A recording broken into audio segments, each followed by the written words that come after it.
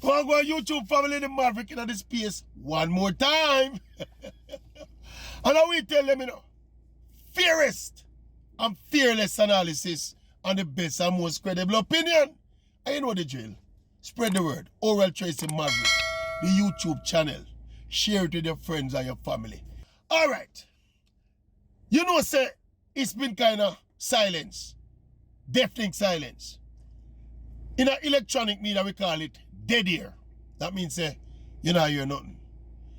As it relates to the early season form and the progress of back-to-back double Olympic sprint champion, Elaine Thompson-Herah, since she left, where she leave this time?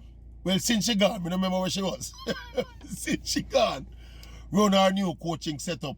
It's called the Off-Site Training Arrangement with Elite Track Club and Coach Walcott. We don't hear nothing about Elaine. So you know what that forced the Maverick for the now? It has forced the Maverick back into my fence peeping mode. So, you know, remember people over some fence, and guess what, people? The news is not good.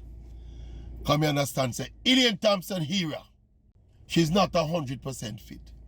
And she's injured to the extent where a specialist is here from abroad to help her with her treatment.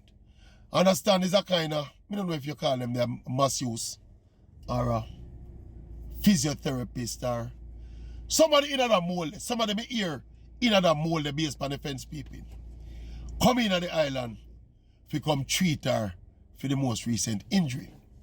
And you know, so where they are now, a March, where they now head to the end of March. You know, the season kind of get ripe now. It's about them time, you know, where you check, so now you are prepared for an Olympic trials and then an Olympics.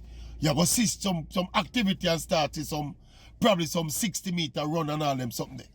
But me understand say Elaine has suffered an injury setback. And you remember one of the narrative when Elaine did leave Frano, that Stephen Francis and the team at MVP at the time were basically the only people in the world that understood the unique physiology of Elaine Thompson-Herah and how to prepare her and skip through the raindrops of injuries and little things where she have about her physically, where you can manage her, coach her, train her, make she put in the work and stop her from breakdown. You remember we have that discussion there?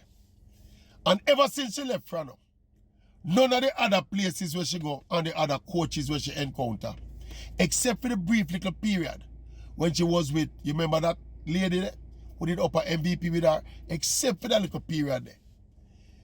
When she was training with her husband and the other people with her trainer, it never worked out. You remember what happened with her? Injury plagued her. And now she come a Walcott. The thing will move along in a similar trajectory.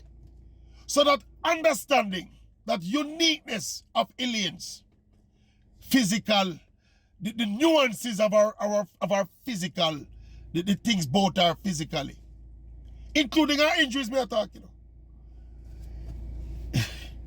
Me don't know if Frano have a monopoly upon it. Our MVP, let us say MVP, because the coach, when she got to at the end of last season, you know, that coach was a part of MVP, who used to deal with her specifically, and the coach did understand her physiologically and the work with her accordingly. To get her, here the challenge me understand with Elaine now. The challenge she's facing is in putting in the kind of physical work to get her to the physical level where she can compete at her best. And that's the challenge I reached Elaine. That was the challenge that reached her last season. And I understand now that going into this season are the same challenge they run up in her.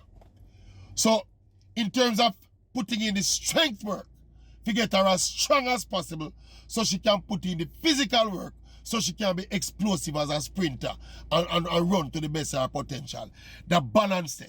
Because she kind of have a little frailness about her in some regard, you know. When I say frailness, I mean her physical frame, you know. I thought there are aspects of her that if you don't know what you do, you push her too hard, she'll go broke down. And somebody have theorized. Somebody cross the fence have theorized. That is what happened before, and that is what is happening again. And that's sad news indeed, you know. Because the windows are closed for Elaine now, you know. And we didn't want to see Elaine get back in some semblance of shape after the miserable season she had last year. Because you know, when you come to them kind of contract there, where athletes like Elaine signing up, you know, say performance based. And if she don't make a second consecutive individual world team, it could have mean a big loss of money for her. So it's not a good look. Me sorry people over the fence. Because whenever people over the fence, I'm going to know. I'm going to feel no way about it. I'm going to be able to give you that bad news about Elaine. Yeah? But we have to just wish her a speedy recovery, you know. Little time left before trials. Hope that she can get over it enough to be back in some semblance of shape. If you come at trials and put on a performance and make the team. But if you peep properly over there, that fence with the Jamaican sprint athlete, you know, you understand so that team is not easy to make, you know. Eh? We don't have to start calling name. But you know, the Jamaican women's sprint team in recent years, over the past about decade and a half, is the hardest sprint team for making in the world.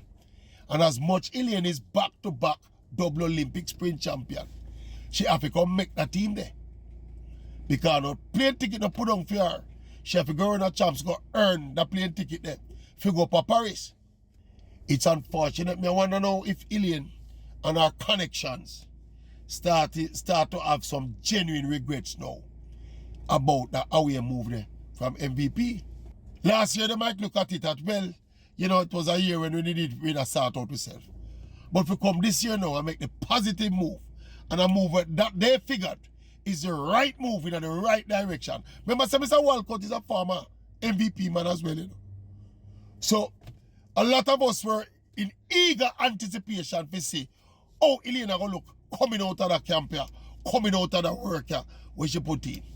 Only for your ears say now, something go on, and she have to carry an expert.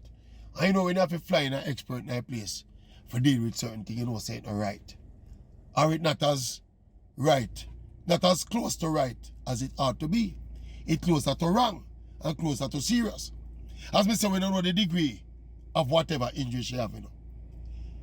We just get the information, say she have a little thing, and she have to get treated, and she can't go full tilt in a training right now. People, athletes out there, who don't put anything up front to that maverick. We stop people over fence, man. Sometimes it's uncomfortable to have the big maverick up, push out him neck and a peep over some fence and all them something. You know. Just link the maverick and give the maverick the information up front now. Make we know what I want. Because you know from we don't hear nothing and the place silent and dead here, we are going to stand over, we are going to find some fence to peep over. We wish Elaine all the best. Wish all of the athletes all the best. But you know Elaine is special in our heart because at the back-to-back, you know. Back-to-back Olympic sprint double champion. Now hear it sound. No other woman in the world can claim that title, you know. Back-to-back Olympic double sprint champion. Yeah? Elaine Thompson era. So we have to have a special eye out for her. Our life is no secret. Our career moves are no secrets. We have to know what we're going with Elaine. And know what kind of shape she in. And know what to expect from her when she graced the track. So big up Elaine Thompson era anyway there. And speedy recovery. And let's hope it's nothing serious. Boom. Boom.